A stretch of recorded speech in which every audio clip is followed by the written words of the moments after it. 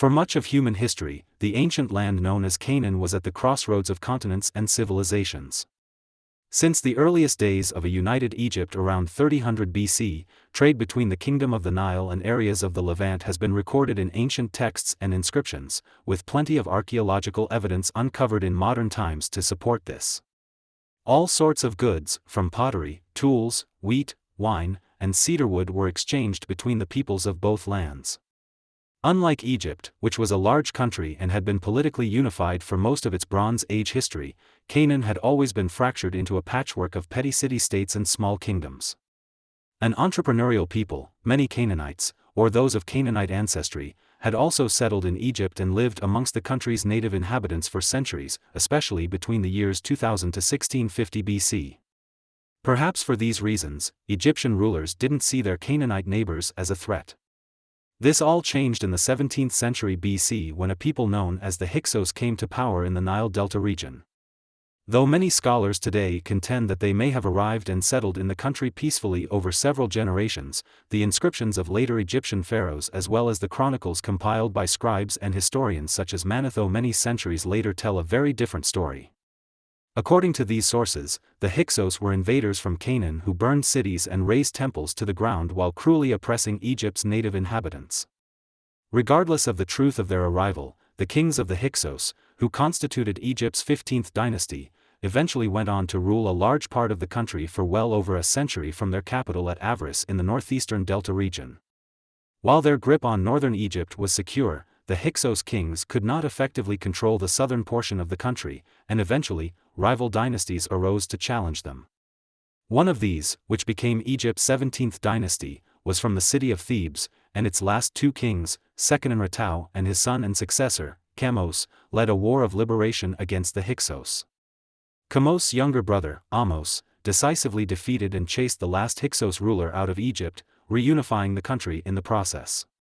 Perhaps due to such significant events, Ahmose is recorded by later chroniclers and historians as the first king of Egypt's 18th dynasty, and his reign, which began around 1550 BC, is seen as the start of the era in Egyptian history known as the New Kingdom. Until that time, Egypt's rulers had been mostly content to simply rule their own country while establishing trade relations with their neighbors, and the few military campaigns that had extended far beyond the Nile's first cataract in the south or the frontiers of Canaan to the east were more punitive raids than attempts to permanently seize territory. By the mid-16th century BC, this policy had changed. The Hyksos takeover had taught the Egyptians that they were vulnerable to attack, especially from Western Asia. What also must have been alarming to them is that unlike in the past, there were now several large expansionist states competing for hegemony of that region, including the Mitanni, the Hittites, and the Babylonians, all of whom, should their rulers decide to one day invade Egypt, would almost certainly march their troops through Canaan.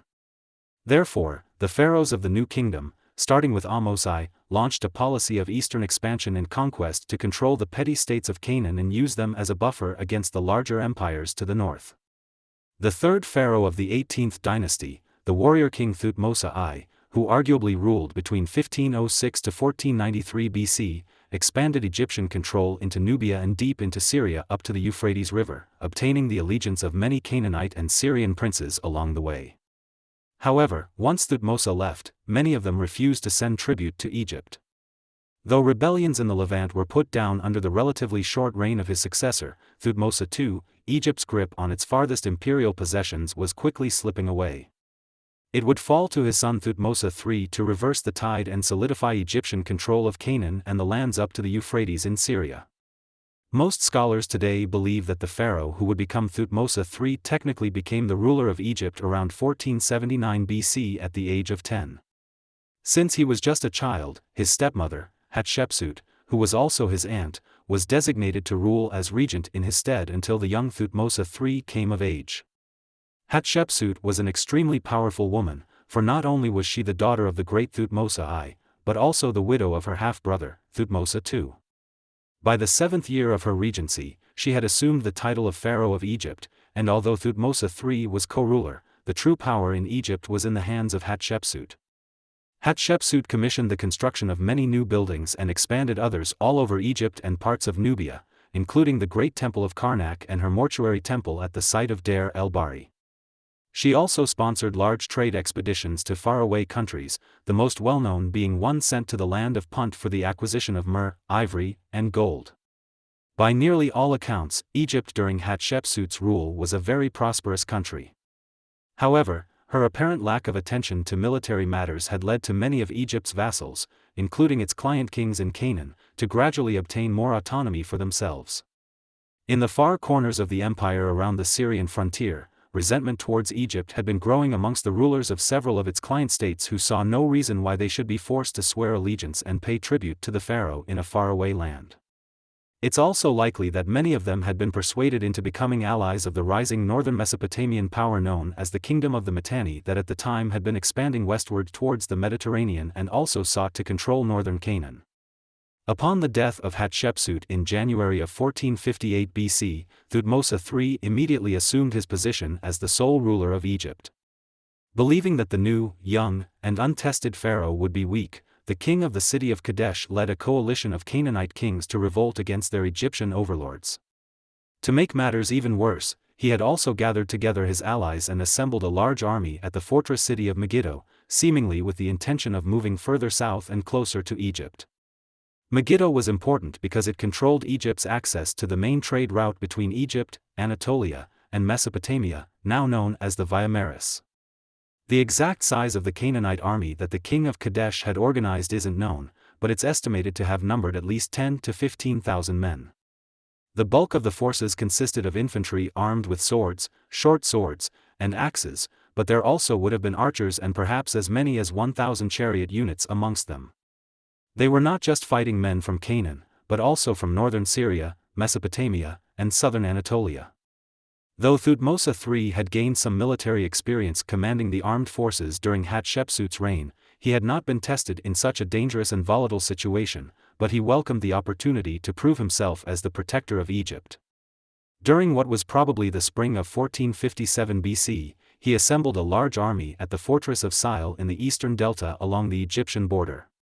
Though estimates vary, most scholars put the number of soldiers at between 10,000 to 20,000 men. Most of these would have been infantry armed with swords, axes, and carrying shields. There were also chariot units that would have been manned by nobles with archers. Though the specific number of chariots isn't given, it's estimated to have been anywhere from 1,000 to 2,000 units. Traveling with the army was Thutmose's personal scribe, Giannini, who would keep a journal of events during the actual campaign. Giannini's journal of this and other campaigns would later be the basis of the detailed annals of Thutmose III that were inscribed on the walls of the Temple of Ammon at Karnak. It's these, along with other supplementary inscriptions found on various stelae that have helped scholars to piece together the events of the Battle of Megiddo and other military campaigns during the reign of Thutmose III. From Sile, the Egyptian army quickly marched to Gaza, covering 240 kilometers in just 10 days. Given the size of the army and the logistical challenges of transporting so many men, horses, food, and supplies, this was extremely impressive. From there, they marched another 10 days to the town of Yeam, where they rested and waited for reports from scouts for any new and useful information that would aid them in the battle to come. Thutmose was presented with 3 possible options for advancing towards Megiddo.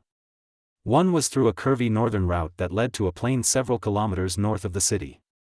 Another was a windy route through the valley of Dothan that ended up southeast of Megiddo near the town of Tanakh. Though longer, both of these routes were considered to have been safer because they gave a large army more room to maneuver.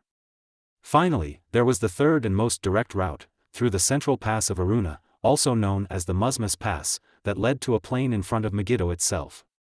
The danger here though was that the pass was rather narrow and his soldiers would be more susceptible to an ambush. Thutmose met with his council of war, most of whom suggested that they take either the northern or southern route, but not the direct and more dangerous one. According to inscriptions on the walls of the Temple of Ammon of Karnak, his military advisors told him the following: "How will it be to go on this road which becomes narrow when it is reported that the enemies are waiting out there and they are numerous? Will not horse go behind horse and soldiers and people too? Will our vanguard be fighting while our rearguard is waiting here in Aruna, and unable to fight?" They then pleaded with him not to take this more difficult and dangerous route. Thutmose rejected their recommendation, telling his council, "Shall proceed on this Aruna road."